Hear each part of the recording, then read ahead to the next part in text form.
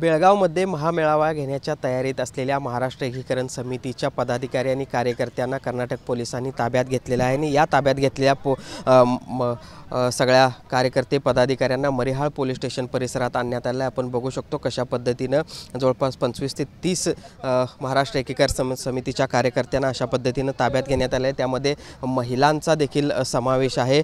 7 ते 8 महिला देखील आपल्याला या ठिकाणी पाहायला मिळत आहेत। माध्यमांना या ठिकाणी प्रवेश करायला मज्जाव केला जातोय।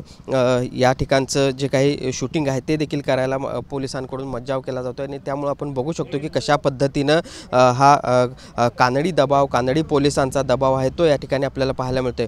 हे सगळे कार्यकर्ते जे आहेत ते संभाजी महाराज चौकामध्ये जमणार होते आणि त्या ठिकाणी कर्नाटक सरकारचा निषेध देखील करणार होते। मात्र तत्पूर्वीच या सगळ्यांना ताब्यात घेण्यात आलं। टप्प्याटप्प्यानं गनिमी काव्यानं हे सगळे महाराष्ट्र एकीकरण समितीचे कार्यकर्ते या सगळ्या संभाजी चौकामध्ये जमा होत होते। मात्र त्या ठिकाणाहून त्यांना ताब्यात घेऊन आता या बेळगावपासून जवळपास 30 ते 35 किलोमीटर लांब असलेल्या मरिहाळ पोलीस स्टेशन परिसरामध्ये आणण्यात आलेलं आहे। त्यांच्यावरील पुढील कारवाई संदर्भात कागदोपत्री जी काही कारवाई आहे ती या ठिकाणी केली जाते आणि एकूणच आपण बघतोय या सगळ्या ताब्यात घेतलेल्या महाराष्ट्र एकीकरण समितीच्या कार्यकर्त्यांना आता मरिहाळ पोलीस स्टेशन परिसरात आणण्यात आले आणि त्यांच्यावर पुढची कारवाई केली जाते।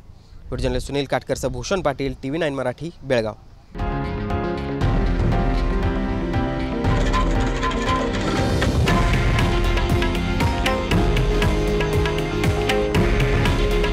हे आहे देशातील नंबर 1 न्यूज नेटवर्क आणि आपण पाहत आहात TV9 मराठी। काळजी तुमची, हित महाराष्ट्राचं।